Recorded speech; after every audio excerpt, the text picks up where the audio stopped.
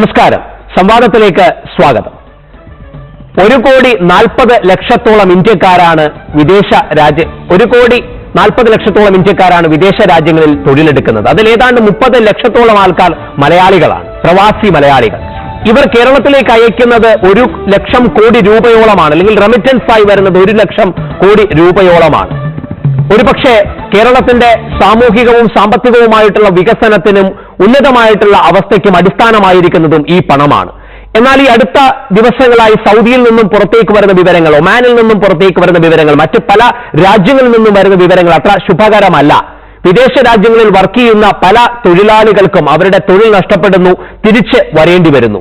ഈ പ്രശ്നങ്ങളുടെ ഇന്റൻസിറ്റി എന്തുമാത്രമുണ്ട്, എന്തുമാത്രം ഇത് ഇന്ത്യയെ ബാധിക്കും, മലയാളിയെ ബാധിക്കും, ഇതിന്റെ ഭാവി എങ്ങോട്ടാണ് പോകുന്നത്, തിരിച്ച് വരുന്ന മടക്ക വിസയുമായി വരുന്നവരെ ഏത് തരത്തിലായിരിക്കും നമുക്ക് പുനരധിവസിപ്പിക്കുവാൻ കഴിയുക, അവർക്ക് മറ്റ് ഓപ്ഷനുകൾ നൽകുവാൻ കഴിയുക, ഈ വിഷയമാണ് സംവാദം ഇന്ന് ചർച്ച ചെയ്യുന്നത്. ഈ ചർച്ചയിൽ നമ്മോടൊപ്പം പങ്കെടുക്കുന്നത് CDSലെ പ്രമുഖ സാമ്പത്തിക വിദഗ്ധൻ ഡോക്ടർ ഇരുദയ രാജൻ, വിദേശ മലയാളികളുടെ പ്രതിനിധി മാധ്യമ പ്രവർത്തകൻ ശ്രീ റജി ലൂക്കോസ്, നയതന്ത്ര വിദഗ്ധൻ ശ്രീ TP ശ്രീനിവാസൻ, നോർക്കയുടെ general manager Shri H Najeeb. ചർച്ച നമുക്ക് ആരംഭിക്കാം. ചർച്ച ശ്രീ TP ശ്രീനിവാസനിൽ നിന്ന് തുടങ്ങുന്നു. സർ, കഴിഞ്ഞ ഈ ഒരു ആഴ്ചയിൽ നമ്മൾ കേട്ടുകൊണ്ടിരിക്കുന്ന വിവരങ്ങൾ 10,000-ഓളം ആൾക്കാർ, അതിൽ ഏതാണ്ട് പകുതിയോളം മലയാളികൾ എന്നുള്ള വാർത്തകൾ വരുന്നു, സൗദി അറേബ്യയിൽ കുടുങ്ങി കിടക്കുന്നു. അവരുടെ എംപ്ലോയർ എവിടെയാണെന്നോ അല്ലെങ്കിൽ എംപ്ലോയറുമായിട്ടുള്ള കണക്ഷൻ പോലും അവർക്ക് കിട്ടുന്നില്ല എന്നുള്ളതാണ് വാർത്ത. എന്താണ് യഥാർത്ഥത്തിൽ ഇവിടെ ഇപ്പോ സൗദിയിലോ ഇപ്പോ ഒമാനിലെ വിഷയം? പല ഹോസ്പിറ്റലുകളും നഴ്സസിന് 3 മാസത്തിനുള്ളിൽ തന്നെ നോട്ടീസ് പീരീഡ് കൊടുത്തിരിക്കുകയാണ്. 3 മാസത്തിനുള്ളിൽ അവർ റിസൈൻ ചെയ്ത് തിരിച്ചു വരണമെന്നുള്ള നിലയിൽ. എന്താണ് മിഡിൽ ഈസ്റ്റിൽ ഇപ്പോൾ നടന്നുകൊണ്ടിരിക്കുന്ന ഈ പ്രശ്നം? ഒരു എംപ്ലോയർ എംപ്ലോയി റിലേഷൻഷിപ്പിൽ എപ്പോഴും ഇതുപോലത്തെ സംഭവങ്ങൾ ഉണ്ടാകുന്നത് സാധാരണ മാത്രമാണ്. നമ്മൾ ഈ ആളുകളെ അങ്ങോട്ട് അയച്ചപ്പോൾ നമ്മൾ വിശ്വസിച്ചിരുന്നില്ല ഇവർ ജീവിതകാലം മുഴുവൻ അവിടെ താമസിക്കുമെന്ന്. അതുകൊണ്ട് ഇതെല്ലാം പ്രതീക്ഷിക്കേണ്ടത് തന്നെയാണ്. കാരണം അവരുടെ ആവശ്യങ്ങളും നമ്മളുടെ ആവശ്യങ്ങളും റിക്കൺസിൽ ചെയ്യുമ്പോഴാണല്ലോ ഈ പ്രവർത്തനം നടക്കുന്നത്.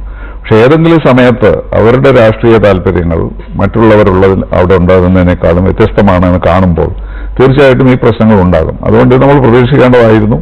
ആദ്യം മുതൽ തന്നെ ഇതിന് വേണ്ട നടപടികൾ എടുക്കേണ്ടതുമായിരുന്നു. ഞാൻ എപ്പോഴും പറയാറുള്ള ഒരു കാര്യം, നമ്മുടെ ഗൾഫ് രാജ്യങ്ങളുമായിട്ട് നമ്മുടെ രാഷ്ട്രീയ സാമ്പത്തിക ബന്ധങ്ങൾ ശക്തിപ്പെടുത്തുകയാണ് ഇതിന്റെ ഏറ്റവും പ്രധാനപ്പെട്ട കാര്യം. എംപ്ലോയർ എംപ്ലോയി റിലേഷൻഷിപ്പിൽ നിന്ന് മാറിയിട്ട് അവർക്ക് ഇന്ത്യയുടെ വികസനത്തിൽ താല്പര്യമുണ്ടാകണം, ഇന്ത്യയുടെ ശക്തിയിൽ അവർക്ക് വിശ്വാസം ഉണ്ടാകണം. അങ്ങനെ ഉണ്ടായി തുടങ്ങിയിട്ടുണ്ട് ചില രാജ്യങ്ങൾ. UAEയിൽ ഇപ്പോൾ അങ്ങനെയുണ്ട്, കുവൈറ്റിൽ അങ്ങനെയുണ്ട്. അപ്പോൾ അങ്ങനെയുള്ള ഒരു ശക്തമായ രാഷ്ട്രീയ ബന്ധം സ്ഥാപിക്കുകയാണ് ഏറ്റവും പ്രധാനമായിട്ടുള്ളത്. അത് വന്നാലുള്ള ഗുണം, ഇതുപോലത്തെ പ്രശ്നങ്ങൾ ഉണ്ടാകുമ്പോൾ വലിയ പ്രശ്നങ്ങളില്ലാതെ രാജ്യങ്ങൾ തമ്മിൽ ചർച്ച ചെയ്ത് പരിശീലിക്കാൻ പറ്റും. അതില്ലാത്തത് കൊണ്ടാണ് ഇങ്ങനത്തെ പ്രശ്നങ്ങൾ വരുന്നത്. പക്ഷെ ഇവിടെ ഇത്രയും ആളുകൾ ഉണ്ടോ എന്ന് എനിക്ക് സംശയമാണ്. മലയാളി ഏകദേശം 300 പേരെ അഫക്റ്റഡ് ആയിട്ടുള്ളൂ എന്നുവരെ വാർത്തകൾ കേൾക്കുന്നു. മറ്റ് സ്റ്റേറ്റുകളിൽ നിന്ന് ധാരാളം പേരുണ്ട്. പക്ഷെ ഇതിൽ ഒരു ദുരൂഹതയുള്ളത് എങ്ങനെയാണ് നമ്മളുടെ ഗവൺമെന്റ് ഇത്രനാളും അറിയാതിരുന്നത് എന്നുള്ളതാണ്. കാരണം ഗൾഫിൽ എനിക്കറിയാവുന്നിടത്തോളം കാലം ധാരാളം സാമൂഹ്യ പ്രവർത്തകരും ഈ ഇന്ത്യക്കാരുടെ കൂട്ടത്തിലുണ്ട്. അപ്പോൾ എപ്പോഴെങ്കിലും ആർക്കെങ്കിലും എന്നൊരു പ്രശ്നം വന്നാൽ ഇന്ത്യയുടെ എംബസിയുടെ മുമ്പിൽ എത്തിക്കുന്നത് സാധാരണ അവരാണ്, അവിടുത്തെ ഗവൺമെന്റ് അല്ല. അതെങ്ങനെ ഇല്ലാതെ ഇത്രയും കാലം ഒരു പട്ടിണി കിടക്കുന്ന ഒരു സ്ഥിതിയിലേക്ക് വന്നത് എന്താണെന്നുള്ളത് ഇപ്പോഴും നമുക്ക് മനസ്സിലായിട്ടില്ല. പക്ഷേ ഇതുപോലെയുള്ള പ്രശ്നങ്ങൾ വരും. അത് എന്നാലും നമ്മളിപ്പോൾ നോക്കുകയാണെങ്കിൽ ഇങ്ങോട്ട് വന്നതിൽ കൂടുതൽ ആളുകൾ അങ്ങോട്ട് പോയിക്കൊണ്ടിരിക്കുകയാണ്, എണ്ണം കുറഞ്ഞിട്ടില്ല.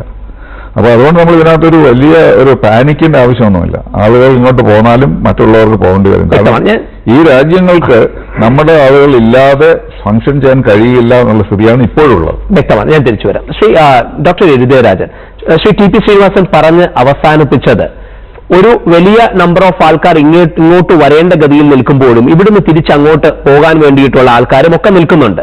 എന്താണ് യഥാർത്ഥത്തിൽ സൗദി അറേബ്യയിലെ അല്ലെങ്കിൽ മറ്റ് അറബ് രാജ്യങ്ങളിലെ സ്ഥിതി? 2 പ്രധാനപ്പെട്ട വിഷയങ്ങൾ. ഒന്ന്, നമ്മൾ ഈ പറഞ്ഞു കേൾക്കുന്നത് പോലെ മാധ്യമങ്ങളിൽ വരുന്നത് പോലെ രൂക്ഷമായിട്ടുള്ള ഒരു അവസ്ഥ അവിടെ ഉണ്ടോ? ഇത്രയും നമ്പർ ഓഫ് മലയാളികൾ അവിടെ കുടുങ്ങിക്കിടക്കുവാനുള്ള സാധ്യതയുണ്ടോ? എങ്ങനെ കാണുന്നു? 3, ഇനിയും അങ്ങോട്ടുള്ള ഒഴുക്ക് ഇവിടുന്ന് തുടർന്നുകൊണ്ടിരിക്കാനുള്ള സാധ്യതയുണ്ടോ? സാറേ, ഇത് 3 പോയിന്റ്സ് ആണ് അവിടെ ഉണ്ട്. ഒന്ന്, നമ്മളുടെ Indian, when you talk about Indians in Saudi Arabia, ഞങ്ങളുടെ എസ്റ്റിമേറ്റ് പ്രകാരം 40 lakhs people are there, Indians are there. Why I am telling that?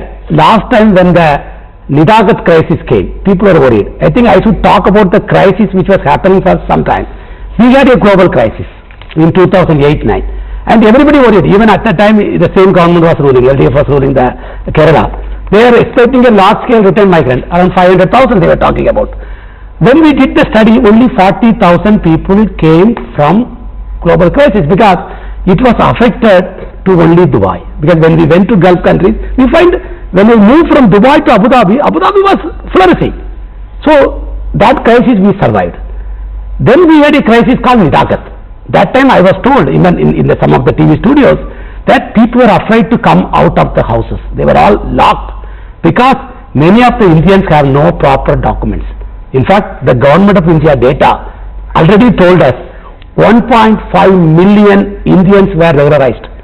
If that we agree with that, half of the Indians were not having even proper documents to live, what we call them undocumented.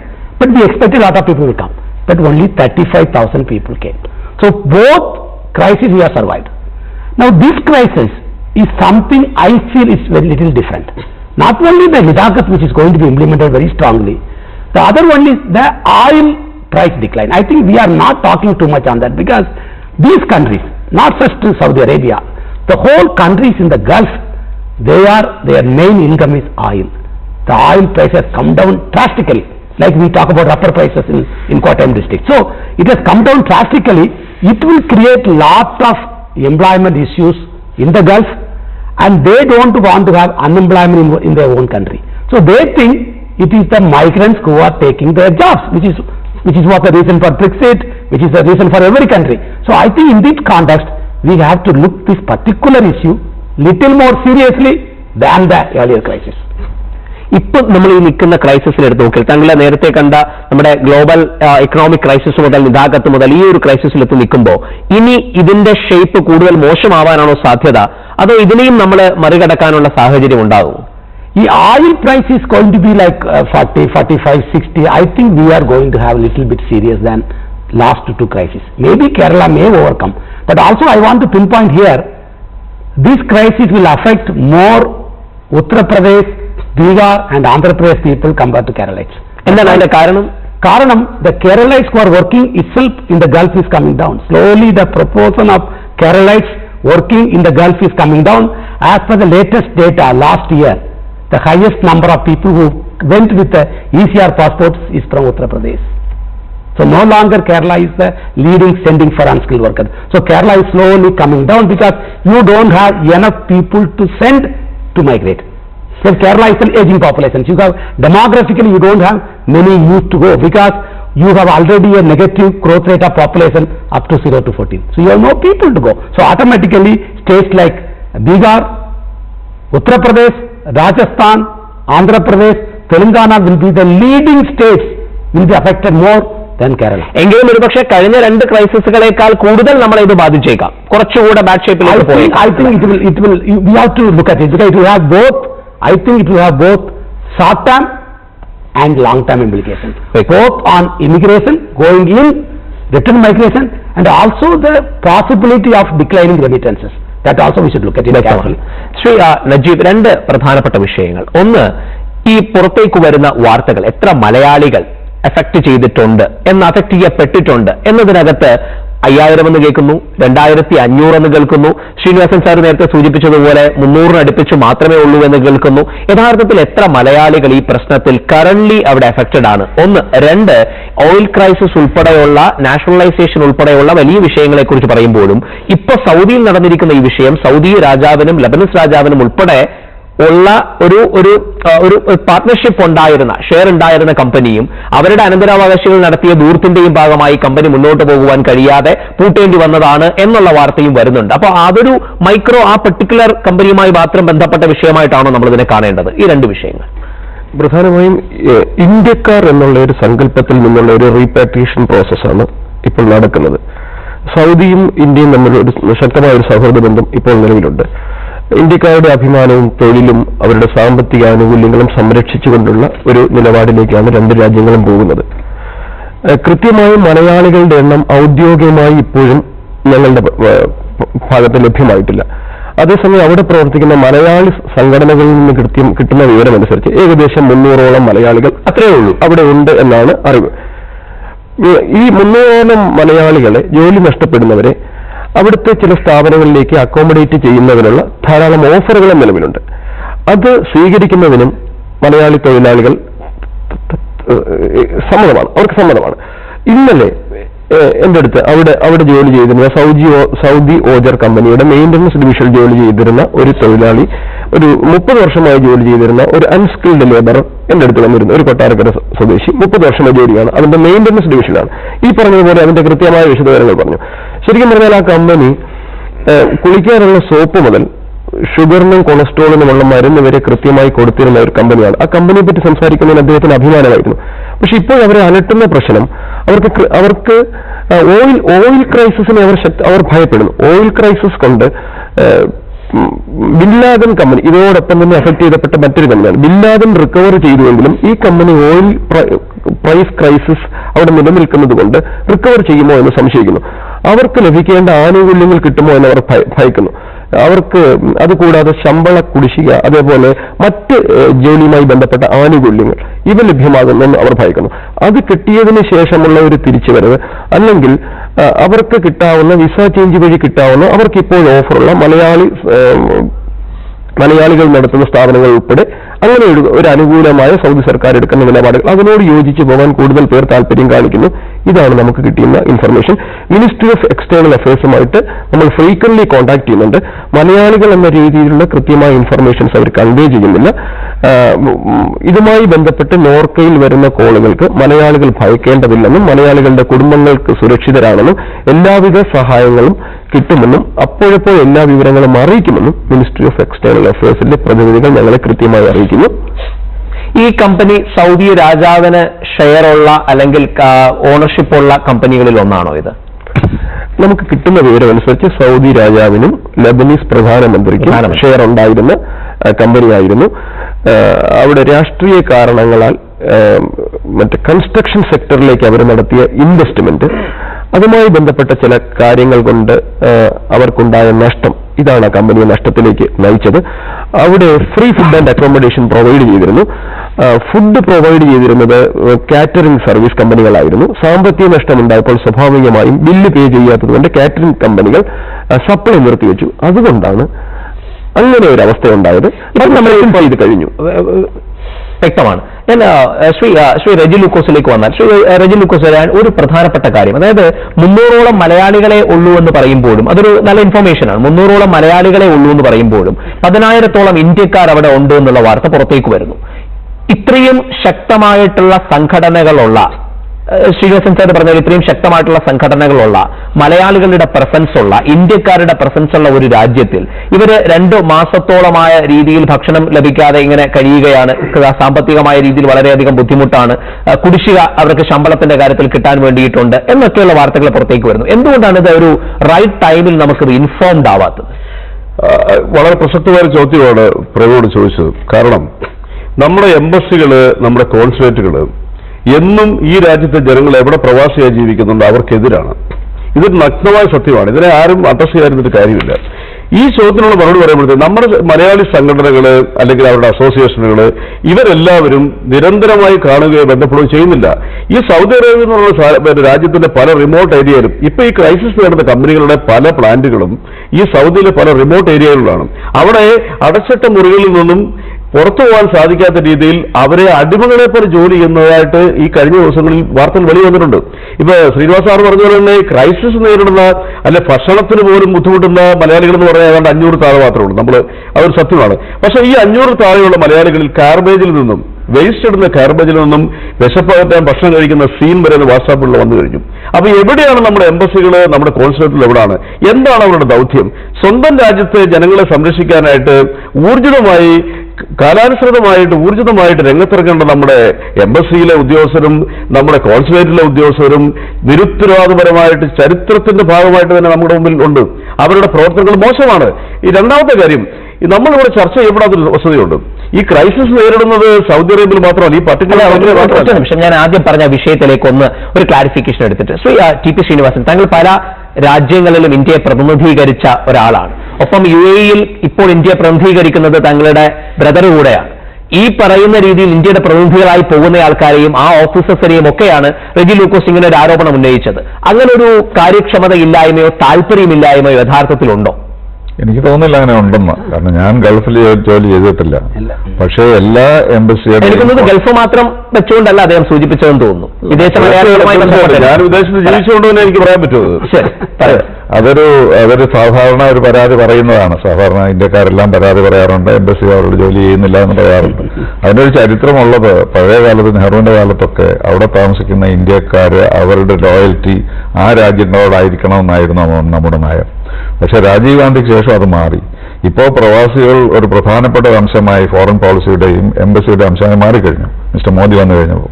ഇപ്പോൾ foreign പോളിസിയെ പറ്റി പറഞ്ഞാൽ എല്ലാവരും പലപ്പോഴും diaspora എന്നാണ് ആദ്യം പറയുന്നത്.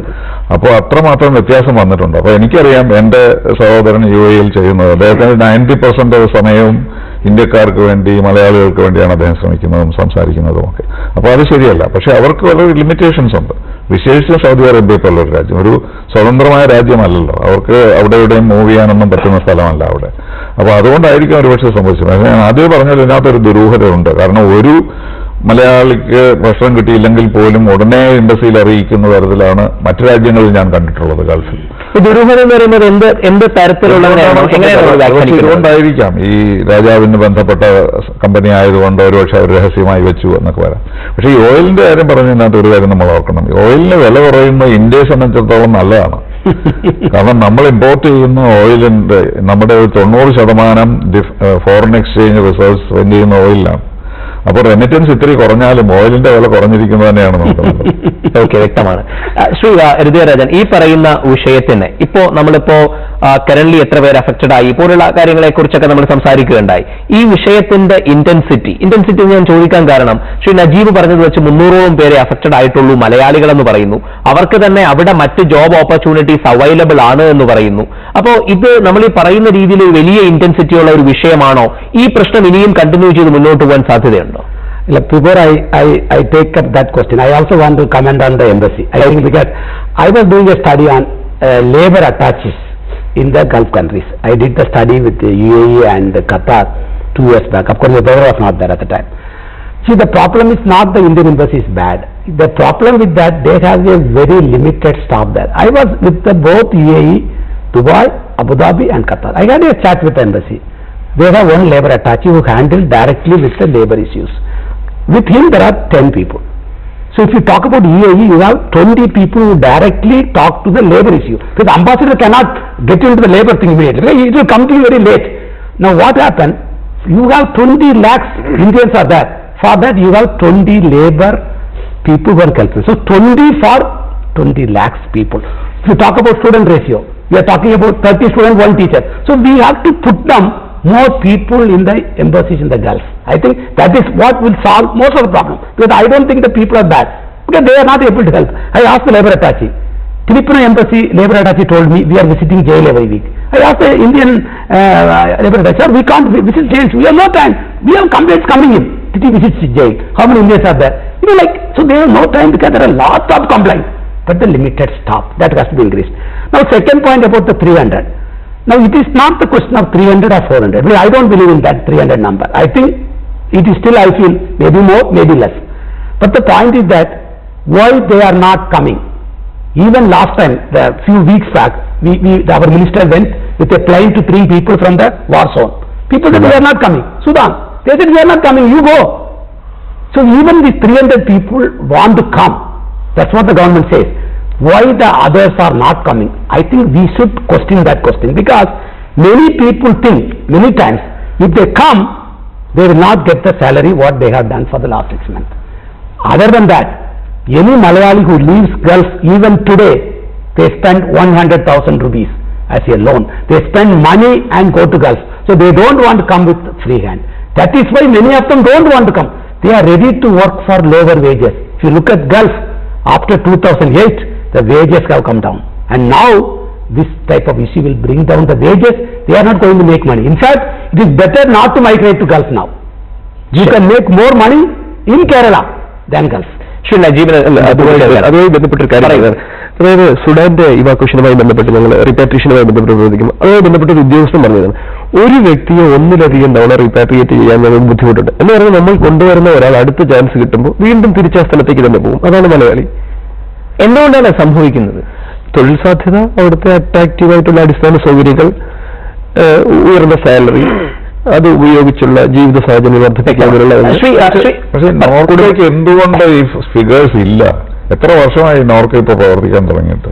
അവിടെ എത്ര മലയാളികളുണ്ടെന്ന് നോർക്കയ്ക്ക് അറിഞ്ഞുകൂടാന്ന് പറഞ്ഞാൽ അതൊരു തിരിച്ചും അഭിമാനകരമായ കാര്യമല്ല. അതല്ല സർ, ഈ കേസിൽ ഇപ്പോഴത്തെ സാഹചര്യത്തിൽ പൊതുവെ എത്ര മലയാളികളുണ്ട് ഗൾഫിൽ നിന്ന് ചോദിച്ചാൽ നോർക്കയ്ക്ക് കൃത്യമായി ഡോക്ടർ രാജൻ കാണുമായിരിക്കും. പക്ഷേ ഗവൺമെന്റ് നജീബ്, താങ്കളെ നോർക്കയുമായിട്ട് അസോസിയേറ്റ് ചെയ്ത് തുടങ്ങിയിട്ട് 1 മാസമേ ആയുള്ളൂ എന്നുള്ളത് സമ്മതിച്ചുകൊണ്ടും അംഗീകരിച്ചുകൊണ്ട് തന്നെ ചോദിക്കട്ടെ, എന്തുകൊണ്ട് ഈ ചോദ്യം വളരെ പ്രസക്തമാണ്. കാരണം കേരളത്തിലെ പ്രവാസികാര്യ വകുപ്പായി നിൽക്കുന്ന, അതിന്റെ കൂടെ നിൽക്കുന്ന, അതിൽ ഏറ്റവും പ്രധാനപ്പെട്ട കാര്യം ഇന്ത്യയിലെ തന്നെ എനിക്ക് തോന്നുന്നു ഒരു സംസ്ഥാനം ആദ്യമായിട്ട് ഒരു പ്രവാസികാര്യ വകുപ്പ് ആരംഭിക്കുന്നത് കേരളത്തിലാണ്. അതിന്റെ ഒരു ഫേസ് ആയിട്ട് തന്നെ നിൽക്കുന്ന ഒരാളാണ് താങ്കൾ, അല്ലെങ്കിൽ താങ്കളുടെ ആ പൊസിഷനിൽ ഇരിക്കുന്ന ആൾക്കാർ ഇൻസ്റ്റിറ്റ്യൂഷനാണ്. എന്തുകൊണ്ട് കൃത്യമായിട്ട് നിങ്ങൾക്ക് ഇതിന്റെ ഡേറ്റ കളക്ട് ചെയ്യുവാനോ ഇത്രയും കാലം കൊണ്ട് അവിടുത്തെ മലയാളി സംഘടനകളുമായി ബന്ധപ്പെട്ടുകൊണ്ടല്ലാതെ മറ്റൊരു ഒഫീഷ്യൽ ചാനൽ ക്രിയേറ്റ് ചെയ്ത് അതിലൂടെ ഡേറ്റ കിട്ടുവാനോ ഉള്ള ഒരു സിസ്റ്റം ഉണ്ടാക്കാൻ കഴിഞ്ഞിട്ടില്ല? ഇനി അതിൽ ഉണ്ടാക്കിയെടുക്കാൻ എന്തെങ്കിലും എഫോർട്ട് നിങ്ങൾ എടുക്കുന്നില്ല? കൃത്യമായ കണക്കില്ല എന്നുള്ളത് ഒരു സത്യമാണ്.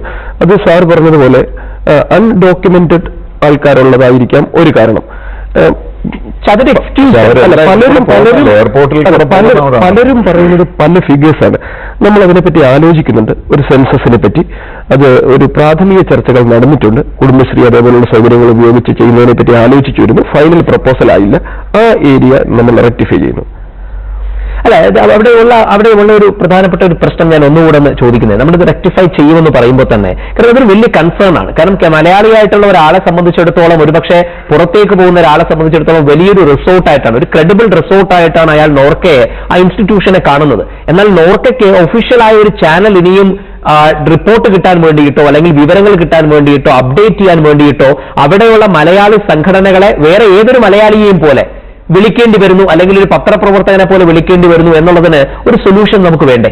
അല്ല, പ്രധാനമായും ഇത് ഇഷ്യൂ നടക്കുന്നത് ഫോറിൻ കൺട്രിയിലാണ്, വിദേശ രാജ്യത്താണ് ഇഷ്യൂ. വിദേശ രാജ്യങ്ങളിലെ ഇഷ്യൂവിൽ പ്രധാനമായും ഇടപെടുന്നതിനുള്ള അധികാരം ഗവൺമെന്റ് ഓഫ് ഇന്ത്യക്കാണ്. ആ സാഹചര്യത്തിലാണ് മലയാളികൾ കൂടുതൽ ജോലി ചെയ്യുന്നു എന്നുള്ള കാരണത്താൽ നോർക്ക റൂട്ട്സ് ഇടപെടുന്നത്. നോർക്ക റൂട്ട്സ് എല്ലാവിധ സൗകര്യങ്ങളും ഉപയോഗിക്കുന്നു. ഒരേ സമയം മിനിസ്ട്രി ഓഫ് എക്സ്റ്റേണൽ അഫയേഴ്സ്, അതേപോലെ എംബസി, അതേപോലെ മലയാളി ഓർഗനൈസേഷൻ, അതേപോലെ വ്യക്തികൾ. ഇപ്പോ വ്യക്തമാണ്. അതായത് ഒറ്റ കാര്യം പറഞ്ഞാൽ, ഈ ഒരു സിറ്റുവേഷനെ തിരിച്ചറിഞ്ഞുകൊണ്ട് കൂടുതൽ വിവരങ്ങൾ ഉണ്ടാക്കിയെടുക്കുവാനുള്ള ചാനലുകൾ താങ്കളുടെ ഒക്കെ നേതൃത്വത്തിലുള്ള പുതിയ ടീം ബിൽഡ് ചെയ്തെടുക്കേണ്ടത് ആവശ്യമാണ്. നജീബ്, അത് ചെയ്യുമെന്ന് വിശ്വസിക്കുന്നു. തീർച്ചയായിട്ടും. നമ്മോടൊപ്പം ഇപ്പോൾ ടെലിഫോൺ ലൈനിൽ ശ്രീ PT കുഞ്ഞുമുഹമ്മദ് ചേരുകയാണ്. സർ, സംവാദത്തിലേക്ക് സ്വാഗതം. കേൾക്കുന്നുണ്ടോ? സംവാദത്തിലേക്ക് സ്വാഗതം സർ. സൗദിയിൽ നടക്കുന്ന തൊഴിൽ പ്രശ്നങ്ങളെക്കുറിച്ചും തൊഴിലാളികൾക്കുണ്ടായിരിക്കുന്ന ബുദ്ധിമുട്ടുകളെക്കുറിച്ചുമാണ് നമ്മൾ ചർച്ച ചെയ്തുകൊണ്ടിരിക്കുന്നത്. എന്താണ് സാറിന്റെ ഇതിനോടുള്ള പെർസ്പെക്റ്റീവ്? ഇത് നമ്മളെ സംബന്ധിച്ചിടത്തോളം നമ്മൾ വളരെ വളരെ പോകുന്ന ഒരു വിഭാഗമാണ്. കേരളത്തെ സംബന്ധിച്ചിടത്തോളം മറ്റ് സംസ്ഥാനങ്ങളിൽ ഭിന്നമായി ഗൾഫ് നാടുകളിലും അതുപോലെ തന്നെ മറ്റ് വിദേശ രാജ്യങ്ങളിലൊക്കെ തന്നെ വലിയ സ്വാധീനമുള്ള ഒരു വിഭാഗമാണ്. 50 ലക്ഷത്തോളം വരുന്ന മനുഷ്യര് കേരളത്തിൽ നിന്ന് വിവിധ രാജ്യങ്ങളിലായിട്ട് ജോലി ചെയ്യുന്നു. അവരയക്കുന്ന പണമാണ് കേരളത്തിന്റെ ഇന്ന് കാണുന്ന എല്ലാ മാറ്റങ്ങൾക്കും പ്രധാന കാരണമെന്ന് വിശ്വസിക്കുന്ന ഒരാളാണ് ഞാൻ. കേരളം പൂർണ്ണമായിട്ട് മറ്റ് സംസ്ഥാനങ്ങളിൽ നിന്ന് മാറുന്നതിന് കാരണമായത് ഈ പ്രവാസ സമ്പദ്ഘടനയാണ് എന്ന് എല്ലാവരും പറയും. എല്ലാ സാമ്പത്തിക വിദഗ്ധരും പറയുന്നു, സാമൂഹ്യ ശാസ്ത്രജ്ഞരും പറയുന്നു, രാഷ്ട്രീയ പാർട്ടികളും പറയുന്നു. അതുകൊണ്ട് തന്നെ ഇത്തരത്തിലുള്ള എന്തെങ്കിലും ചെറിയ ചെറിയ സംഭവങ്ങൾ ഉണ്ടാകുമ്പോൾ പോലും കേരളം പ്രക്ഷുബ്ധമാകുന്നു. കേരളം ചില മാധ്യമങ്ങളും സോഷ്യൽ മീഡിയയും മനുഷ്യരും എല്ലാം തന്നെ ആശങ്കാവരുത്തരാണ്. ദുബായിലെ എയർപോർട്ടിൽ വെച്ച് ആ വിമാനം ഇറങ്ങുന്ന സമയത്ത് ഉണ്ടായ ഈ അപകടത്തിൽ കേരളം എത്ര ആശങ്കയോട് കൂടിയാണ് അതിനെ കണ്ടത്, എത്ര ദുഃഖത്തോടു കൂടിയാണ് കണ്ടത്. അപ്പൊ ഇത്തരത്തിലുള്ള ഓരോ വിദേശത്തുണ്ടാവുന്ന ചെറിയ ചലനങ്ങൾ പോലും മലയാളിയെ വലിയ തോതിൽ സ്വാധീനിക്കുന്നു. മലയാളി ഒരു അന്തർദേശീയ പൗരനായി മാറിയിരിക്കുന്നു. ഇവിടുന്നാണ് ഇത് തുടങ്ങുന്നത്. അപ്പൊ ഇതൊന്നും തന്നെ കേന്ദ്ര ഗവൺമെന്റ് മനസ്സിലായിട്ടില്ല. പ്രവാസത്തെക്കുറിച്ച് ഒരു അന്വേഷണമോ ഒരു പഠനമോ ഒന്നും തന്നെ ഇന്ത്യൻ വിദേശകാര്യ വകുപ്പോ ഇന്ത്യൻ ഭരണകൂടമോ ഇതുവരെ നടത്തിയിട്ടില്ല എന്നാണ് ഞാൻ മനസ്സിലാക്കുന്നത്. 1922 എനിക്ക് തോന്നുന്നു ഞാൻ ഒന്ന് ഇടപെട്ടോട്ടെ, ഞാൻ ആ പോയിന്റിൽ നിന്ന് വിട്ടുപോകുന്നതിന് മുമ്പ് എന്ന് ഇടപെട്ടോട്ടെ. ഒരുപക്ഷെ കേന്ദ്ര സർക്കാർ ഇതിനെ കൃത്യമായി മനസ്സിലാക്കിയിട്ടില്ല എന്ന് പറയുമ്പോഴും ഇതേ കേന്ദ്ര സർക്കാരിന്റെ മന്ത്രി ട്വിറ്റർ ഉൾപ്പെടെയുള്ള മാധ്യമങ്ങൾ ഉപയോഗിച്ചുകൊണ്ട് ജനങ്ങളുമായി ഈ വിഷയത്തിൽ സംവദിക്കുന്നു, കൃത്യമായി ഇടപെടുന്നു. ഒരു മിനിസ്റ്റർ അവിടെ എത്തിയിരിക്കുന്നു, അദ്ദേഹത്തിനെ ജനങ്ങൾ സിന്ദാബാദ് വിളിച്ച് സ്വീകരിക്കുന്നു. അതൊരു ചിരിയോടുകൂടെ കാണേണ്ട കാര്യമാണോ? അങ്ങനെയൊന്നുമല്ല. അത് നമ്മുടെ എല്ലാ ചർച്ചകളും സാർ നിരന്തരം വീക്ഷിച്ചു കഴിഞ്ഞാൽ അല്ല എന്ന് മനസ്സിലാവും സാർ. എത്ര അപമാനകരമാണ് ഒരു ട്വിറ്ററിലൂടെ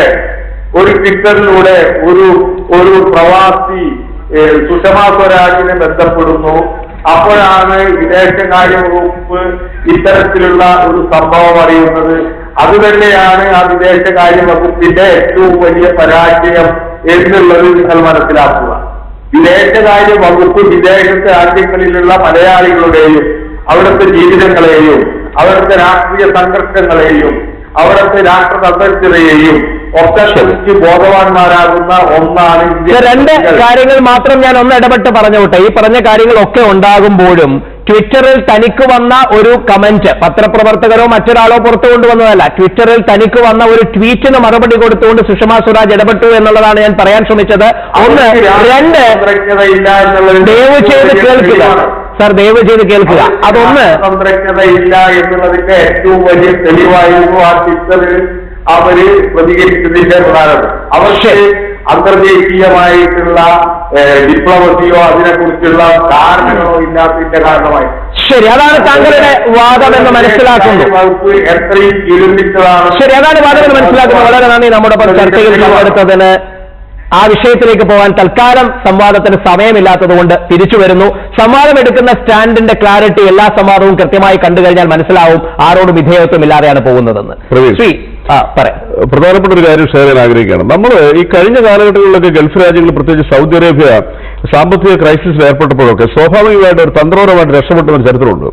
എന്നാൽ മുമ്പോട്ടുള്ള നമ്മളുടെ ഒരു ഭാവിയെക്കുറിച്ച് നമ്മൾ വിശകലനം ചെയ്യുമ്പോൾ രണ്ട് ഘടകങ്ങൾ നമുക്കൊരു ഭീഷണിയായിട്ട് നമ്മൾ മുമ്പിൽ നിൽപ്പുണ്ട്.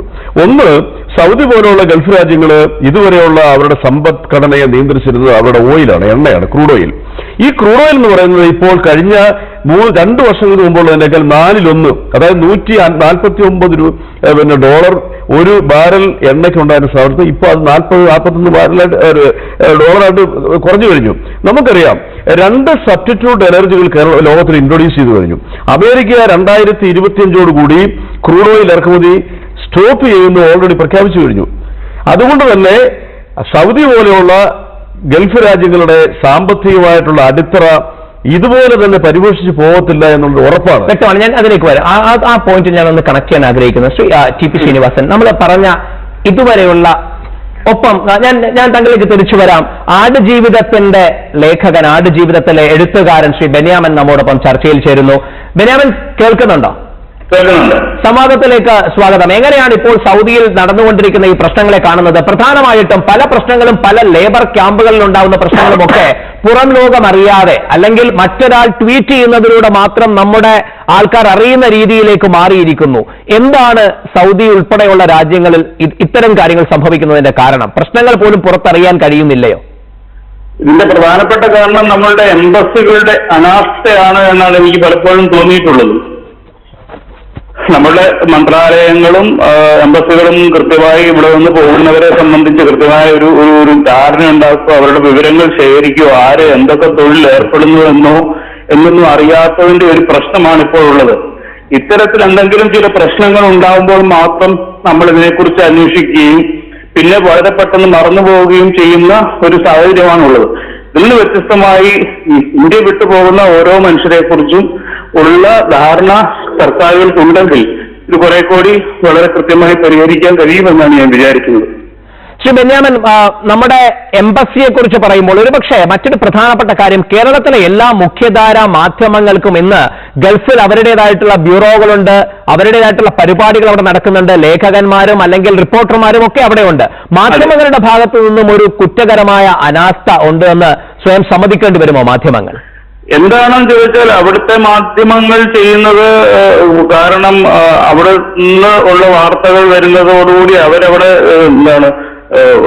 ബാൻ ചെയ്യപ്പെടുമോ എന്നുള്ള ഒരു ഭയം കൊണ്ടായിരിക്കും അവർ ഇത്തരം വാർത്തകൾ ഇവിടേക്ക് കൊടുക്കുന്നതിൽ വിമുഖത കാണിക്കുന്നതെന്നാണ് എനിക്ക് തോന്നുന്നത്. ഇത്തരം നിരന്തരം വാർത്തകൾ വന്നുകൊണ്ടിരിക്കുകയും നമ്മുടെ മാധ്യമങ്ങൾ അത് മൂടിവെക്കുകയും ചെയ്യുകയാണ് ചെയ്യുന്നതെന്ന് എനിക്ക് തോന്നുന്നു. വ്യക്തമാണ്. വളരെ നന്ദി നമ്മോടൊപ്പം പങ്കെടുത്തതിന്. ശ്രീ ടി.പി. ശ്രീനിവാസൻ സർ, ഞാൻ താങ്കളിലേക്ക് നേരത്തെ ചോദിക്കാൻ ഉദ്ദേശിച്ചത്, ഇപ്പോ മലയാളികളുടെ ഇപ്പോഴത്തെ അവസ്ഥയെക്കുറിച്ചെല്ലാം നമ്മൾ ചിന്തിക്കുകയുണ്ടായി, സംസാരിക്കുകയുണ്ടായി. ഇനി ഭാവിയിൽ എങ്ങനെയായിരിക്കും പോവുക? അതായത് സൗദി ഉൾപ്പെടെ, ഒമാൻ ഉൾപ്പെടെയുള്ള ഗൾഫ് രാജ്യങ്ങളിൽ, മറ്റു രാജ്യങ്ങളിൽ ഒക്കെ തന്നെ ഈ പറയുന്ന സ്വദേശിവൽക്കരണത്തിന് വേണ്ടിയിട്ടുള്ള ഒരു ഹ്യൂജ് ക്രൈ തന്നെ ഉണ്ടാവുന്നു. ഒരുപക്ഷെ ഓയിൽ ക്രൈസിസ് അതിനോടൊപ്പം ആഡ് ചെയ്തും വരുന്നുണ്ട്. ഈ സാഹചര്യത്തിൽ മലയാളിക്ക് പുറം രാജ്യങ്ങളിലേക്ക് പോയി ജോലി ചെയ്യുവാനുള്ള പ്രോസ്പെക്ട്സ് ഭാവിയിൽ എങ്ങനെയായിരിക്കും? അല്ല, സ്വദേശവൽക്കരണം എന്ന് പറയുന്ന ഒരു ഇമോഷൻ മാത്രമാണ്, ഒരു സെന്റിമെന്റ് മാത്രമാണ്. പക്ഷേ അവരുടെ ചരിത്രം നോക്കിയാൽ നമുക്കറിയാം, അവരുടെ സാംസ്കാരിക കാര്യങ്ങളും സാമൂഹിക വ്യവസ്ഥിതിയും ഒക്കെ കാണിക്കുന്നത് അവരുടെ പണം കൊണ്ട് മറ്റുള്ളവരെ കൊണ്ട് ജോലി ചെയ്യിക്കുന്ന ഒരു സ്ഥിതിവിശേഷമാണ് അവിടെ ഉള്ളത്. അത് പെട്ടെന്ന് മാറാൻ പോകുന്നില്ല. That's A cultural trait, it's A social trait ആണ്. അപ്പോൾ അവിടെ പണം കൊടുത്തോളം കാലം അവർ ജോലി ചെയ്യാൻ പോകുന്നില്ല, മറ്റുള്ളവരെ കൊണ്ട് ജോലി ചെയ്യിക്കാനേ. നമ്മളിപ്പോൾ ദുബായ് കെട്ടിപ്പടുത്ത ആരാണെന്ന് ചോദിക്കുമ്പോൾ ഇന്ന ഷെയ്ഖാണെന്ന് പറയുമെങ്കിലും നമുക്കറിയാം നമ്മുടെ നാട്ടുകാരാണ് അത് ആക്ച്വലി ഫിസിക്കലായിട്ട് ചെയ്തതെന്നുള്ളത്. അപ്പോൾ അത് കണ്ടിന്യൂ ചെയ്യാൻ പോവുകയാണ്, ഇന്നോ നാളെയോ തീരാൻ പോകുന്നില്ല.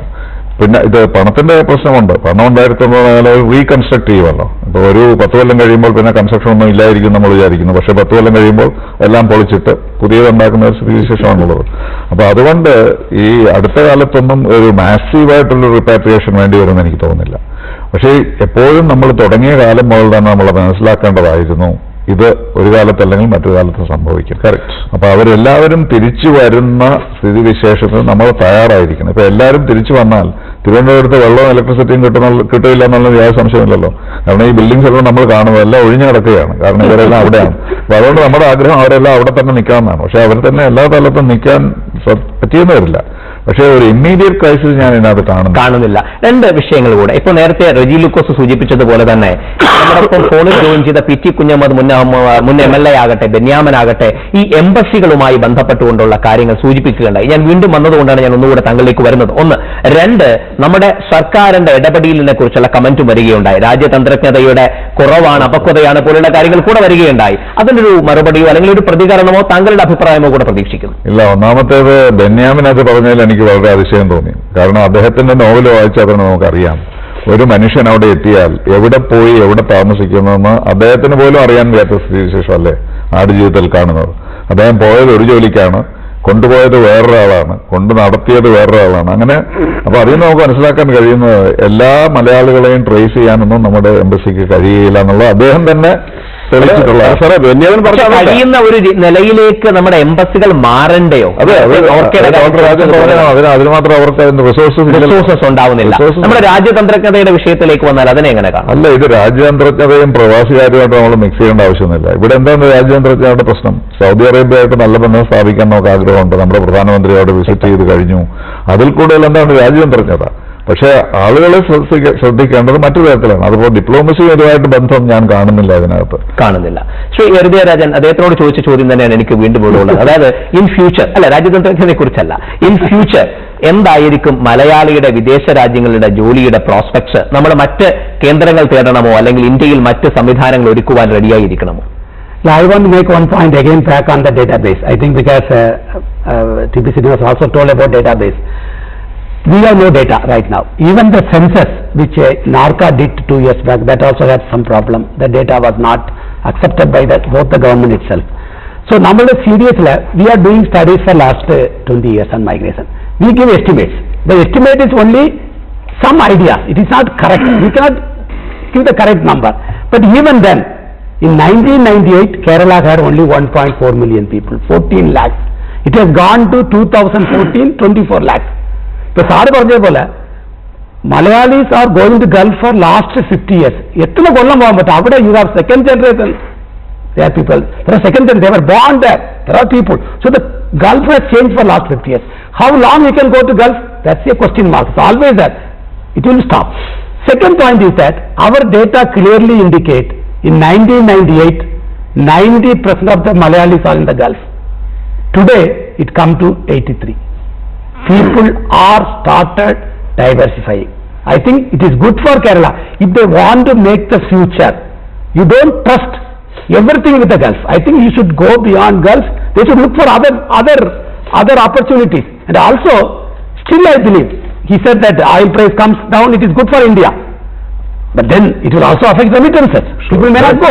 You can't have, you cannot have that, you cannot cook the cake and eat it yourself. So I think something is going to happen. But I think this oil crisis will have larger implication than the global crisis as well as the Nitagat one. Okay, it has a larger dimension, not just one country. So Malayalis have to think twice before leaving to Gulf. Oil പ്രൈസിനെ പറ്റി ഒരു കാര്യം പറഞ്ഞോട്ടെ. ഈ 140 പോയത് വളരെ artificial ആയി. ഞാൻ പല സ്റ്റഡീസും കണ്ടിട്ടുണ്ട്. പല സ്റ്റഡീസിലും പറയുന്നത് ഓയിൽ പ്രൈസ് $25 കുറയാത്തിടത്തോളം കാലം ഗൾഫ് കൺട്രിയിലെ ഇക്കണോമിക് സിറ്റുവേഷൻ തകരുകയില്ല എന്നാണ് പല വിദഗ്ധന്മാരുടെ. പ്രവീൺ വിചിത്രമായ കണക്ക് അവതരിപ്പിക്കാനുണ്ട്, അത് നമ്മൾ ശ്രദ്ധിക്കുന്നുണ്ട്. അതായത് പിന്നെ ഗൾഫിൽ നിന്നും ഒരു വർഷം കേരളത്തിലേക്ക് ഒഴുകുന്ന പണം പ്രവീൺ സൂചിപ്പിച്ച 1 ലക്ഷം കോടി രൂപയാണ്. അതിൽ 27,000 കോടി രൂപ എന്ന് പറയുന്നത് അവിടെ വർക്ക് ചെയ്യുന്ന അൺസ്കിൽഡ് ലേബേഴ്സിന്റെയാണ്. എന്നാൽ കേരളത്തിൽ നിന്നും 25,000 കോടി രൂപ ഒരു വർഷം ഇവിടുത്തെ അന്യസംസ്ഥാന തൊഴിലാളികൾ അങ്ങോട്ട് കൊണ്ടുപോകുന്നുണ്ട്. അതായത് മലയാളി ഗൾഫിൽ ജോലി ചെയ്ത് അവിടെ ഈ മലയാളിക്ക് ഗൾഫിൽ ജോലി പോകണമെന്നുണ്ടെങ്കിൽ ഏജന്റിന് പൈസ കൊടുക്കണം, വിസയ്ക്ക് കാശ് വേണം, ഫ്ലൈറ്റ് ടിക്കറ്റ് വേണം, അടിമേപ്പർ ജോലി ചെയ്യണം. ഒരു ബംഗ്ലാദേശിയോ അല്ലെങ്കിൽ ബംഗാളുകാരനോ അതുപോലുള്ള അന്യസംസ്ഥാന ജോലിക്കാരൻ ഇവിടെ വരണമെങ്കിൽ ഈ വക യാതൊരു കടമ്പയുമില്ല. നല്ല കാലാവസ്ഥയിൽ നല്ല ഭക്ഷണം കഴിച്ചു നമ്മൾ അധ്വാനിക്കുന്ന ഗൾഫിലെ പണം കൊണ്ട് ഇവിടെ ബാങ്കിലേക്ക് കൊണ്ടുവന്ന് അതേ പണം എടുത്ത് ഈ അന്യസംസ്ഥാനക്കാർക്ക് കൊടുത്ത് അതിന്റെ ഏതാണ്ട് 99% കേരളത്തിൽ നിന്ന് പുറത്തേക്ക് പോകുന്ന ഒരു അതിവിചിത്രമായ ഒരു സംഭവമാണ് കേരളം നടക്കുന്നത്. ഒരു കാര്യം പറയാം, കേരളത്തിലെ തൊഴിൽ സംസ്കാരവും മലയാളികളുടെ മൈൻഡ് സെറ്റ് മാറിയാൽ ഈ ഗൾഫ് ക്രൈസിസും നമുക്കൊരു വലിയ പ്രശ്നമല്ല. കാരണം ഇന്ത്യയിലും ചൈനയിലുമാണ് ഗ്രഫീൻ എന്ന് പറയുന്ന പിന്നെ ഓൾട്ടർനേറ്റീവ് എനർജി ഏറ്റവും കൂടുതലുള്ളതായിട്ട് കണ്ടുപിടിച്ചിരിക്കുന്നത്. ബാക്കി 20% ബ്രസീലിലാണ്. ഈ പിന്നെ ഗ്രഫീൻ എന്ന് പറയുന്ന അസംസ്കൃത വസ്തുക്കളോട് ഉത്പാദിപ്പിക്കുന്ന ബാറ്ററി 6 മാസമാണ് ഒരു മൊബൈൽ ഫോണിന്റെ ബാറ്ററി ആയിട്ട് ചാർജ് ചെയ്യാവുന്നത്. ഒരു വാഹനത്തിൽ 1000 കിലോമീറ്റർ ഓടാം. അത് ഓൾറെഡി ബ്രിട്ടൻ പിന്നെ പരീക്ഷിച്ച് വിജയിച്ചു കഴിഞ്ഞു. അപ്പൊ അതുകൊണ്ട് നമ്മൾ മനസ്സിലാക്കുക, ഗൾഫിൽ നിന്നുള്ള സാമ്പത്തികമായിട്ടുള്ള സ്രോതസ്സുകൾ കാര്യമായ രീതിയിൽ അറിയാനുള്ള സാധ്യതകൾ 10-15 വർഷങ്ങൾക്കുള്ളിലുണ്ട്.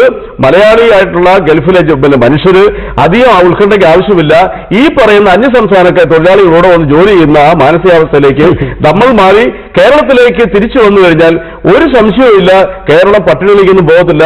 അത് വെറുതെ മാധ്യമങ്ങളിൽ ക്രിയേറ്റ് ചെയ്യുന്ന ഒരു ഒരു ഭീതിജനകമായ അവസ്ഥ മാത്രമേ ഉള്ളൂ.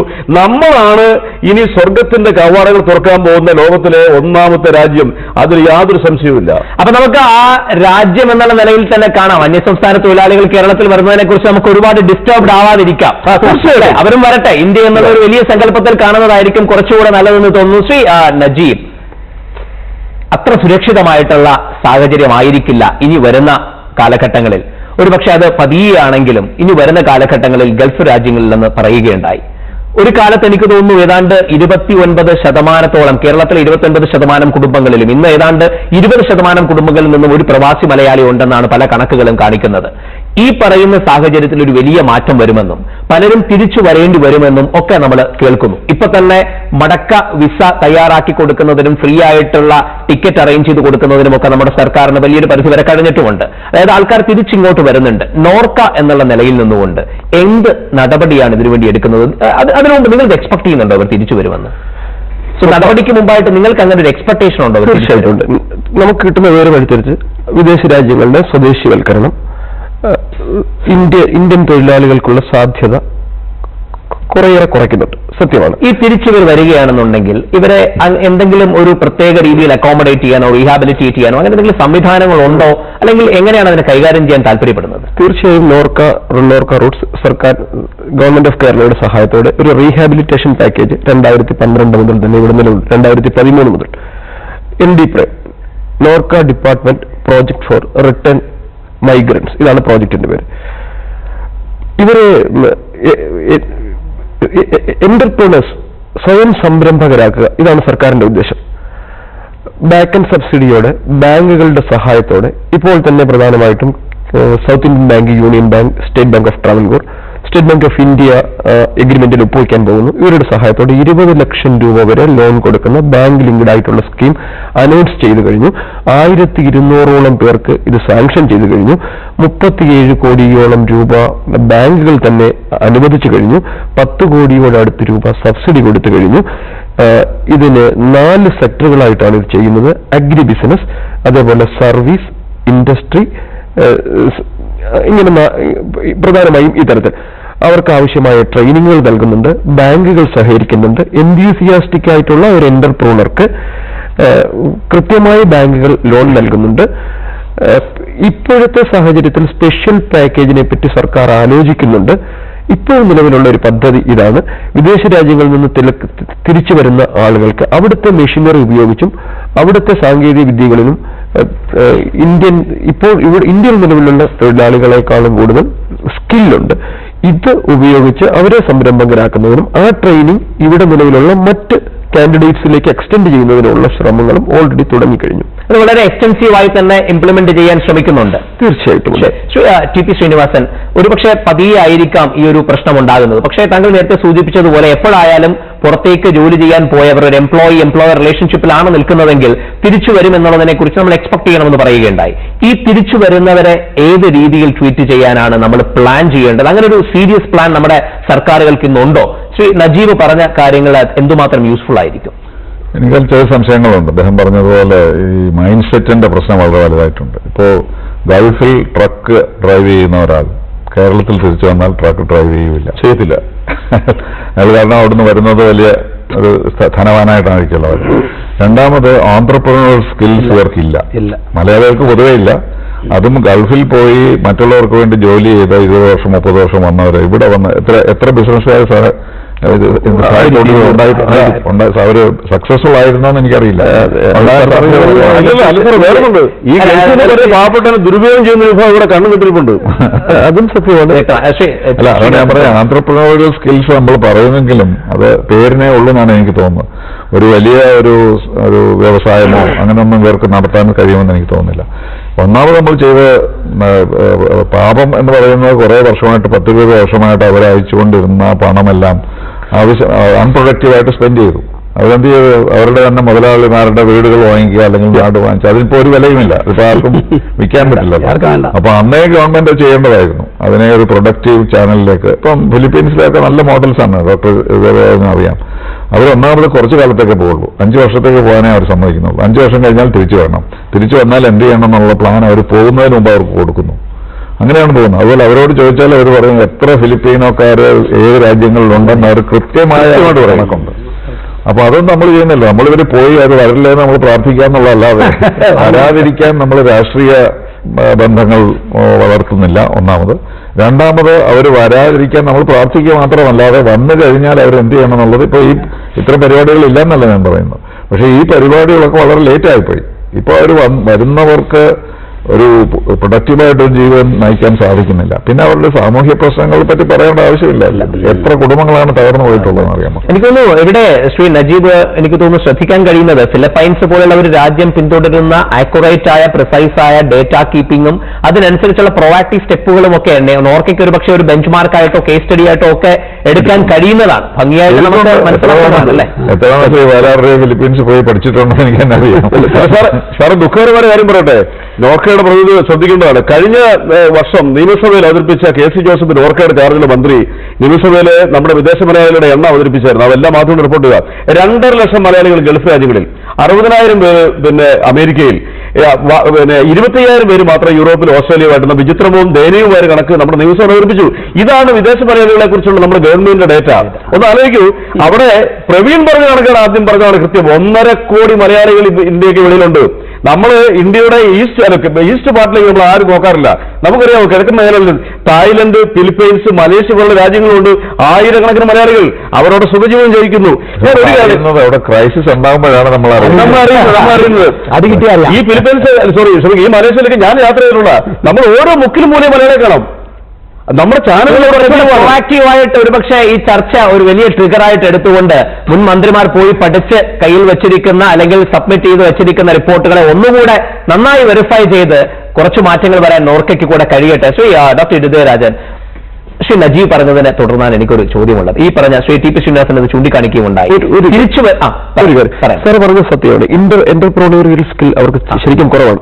ശരിക്കും ഈ നമ്മളുടെ ഈ പരിപാടിയുമായി ബന്ധപ്പെട്ട സ്ക്രീനിങ്ങിൽ ഞാൻ തൊട്ടടുത്ത ദിവസം പങ്കെടുത്തിരുന്നു. സ്വാഭാവികമായും ഒരു പ്രോജക്റ്റ് കോസ്റ്റ് അവർ നമ്മളുടെ മുമ്പിൽ സബ്മിറ്റ് ചെയ്യുമ്പോൾ എന്തിനാണ് ഇത്ര എമൗണ്ട് എന്ന് നമ്മളുടെ മുമ്പിൽ കൃത്യമായി അവതരിപ്പിക്കുന്നതിന് അവർക്ക് പറ്റുന്നില്ല. എങ്ങനെ ഒരു പ്രോജക്റ്റിൽ ഇൻവെസ്റ്റ് ചെയ്ത് അത് എങ്ങനെ അതിൽ നിന്ന് ഇൻകം ഉണ്ടാക്കും, ആ ഇൻകം സ്വന്തം ഫാമിലിക്ക് ഉപയോഗിച്ചതിന് ശേഷം ബാക്കി എത്ര രൂപ ബാങ്കിലേക്ക് തിരിച്ചടയ്ക്കും എന്ന് പോലും കൃത്യമായി പറയുന്നതിനുള്ള അറിവില്ല. ഇപ്പൊ 100 പേർ നമ്മളെ സമീപിക്കുമ്പോൾ 10% പേർ മാത്രമേ നല്ല എന്റർപ്രണേഴ്സ് ആകുന്നുള്ളൂ എന്നാണ് ബാങ്കുകാർ പറയുന്നത്.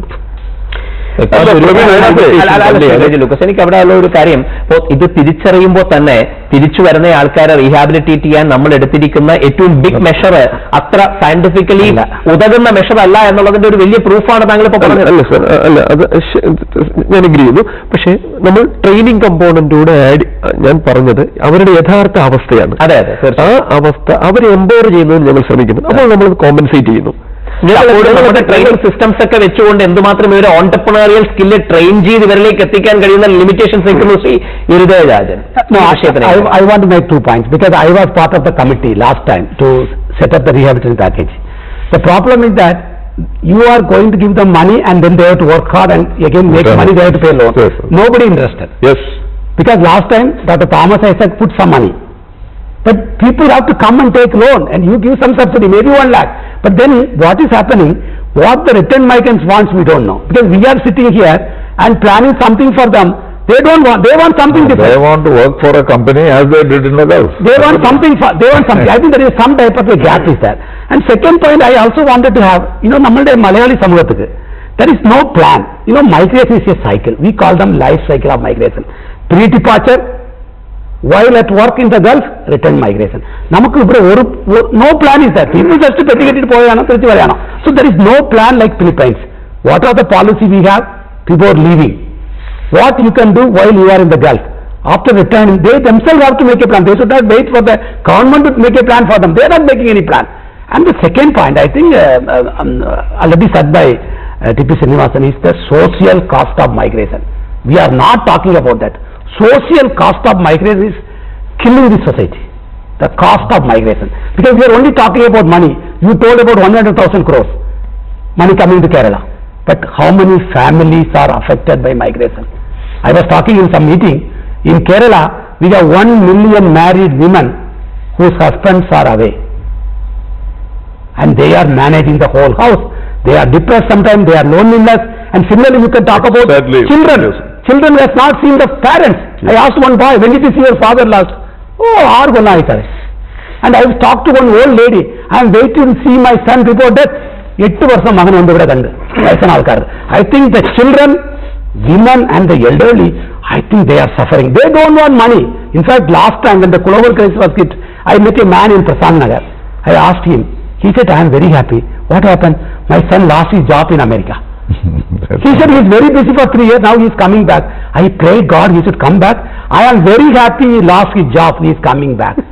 This is the prayer of the old people, maybe women, maybe children. And achchen thirichu varanam. Vela pottom, avada kola avatham. I think this is a very serious problem. Very serious problem. എനിക്ക് വളരെ ദുഃഖകരമായ ഒരു കാര്യം പറയണം. അതായത് നമ്മൾ ഈ പ്രവാസികൾ എന്ന് പറഞ്ഞൊരു വിഭാഗത്തെ, പ്രത്യേകിച്ച് സൗദി പോലുള്ള രാജ്യങ്ങളിൽ ജീവിക്കുന്ന മലയാളി നമ്മുടെ സഹോദരങ്ങൾ അവിടെ ഈ ഹിറ്റ്ലറുടെ കോൺസെൻട്രേഷൻ ക്യാമ്പിനോട് സമാനമായ രീതിയിൽ പാത്തറ്റിക് സിറ്റുവേഷനാണ് ഈ പാവപ്പെട്ടവരോട് ജീവിക്കുന്നത്. ലോകത്തിന്റെ അഡ്വാൻസ്ഡ് ആയിട്ടുള്ള ടെക്നോളജികളോ അല്ലെങ്കിൽ ലോകത്തിന്റെ ഡെവലപ്മെന്റ്സിനെ കുറിച്ച് ഇവർക്ക് അറിയത്തില്ല. ഈ പാവങ്ങൾ നാട്ടിലെ അവരുടെ സഹോദരങ്ങളെയും ബന്ധുക്കളെയും സംരക്ഷിക്കാൻ കഠിനാധ്വാനം ചെയ്യുവാണ്. അവർക്ക് ഇവിടെ വന്നൊരു പ്രോജക്ട് റിപ്പോർട്ട് തയ്യാറാക്കി ഇവിടുത്തെ നോർക്കയിൽ സമർപ്പിക്കാനായിട്ടോ അല്ലെങ്കിൽ ഏത് രീതിയിൽ അവർ ബിസിനസ് സ്റ്റാർട്ട് ചെയ്യുന്നതിനെ കുറിച്ച് പ്രോജക്ട് റിപ്പോർട്ട് അഡ്വാൻസ്ഡ് ആയിട്ട് സമർപ്പിക്കാനുള്ള ഒരു കഴിവില്ല. കാരണം വർഷങ്ങളായിട്ട് അവർ അടച്ചിട്ട മുറികളിൽ അവർ ജീവിക്കുകയാണ്. നേരത്തെ മാധ്യമങ്ങളെ കുറിച്ച് പറഞ്ഞു, തെറ്റായ ആരോപണമാണ്. ഞാൻ ആ രാജ്യങ്ങളൊക്കെ യാത്ര ചെയ്തിട്ടുള്ളതാണ്. എന്താ കാരണം? അവിടുത്തെ പല ലേബർ ക്യാമ്പുകളിലും മാധ്യമങ്ങൾക്ക് പ്രവേശിക്കാൻ പറ്റത്തില്ല.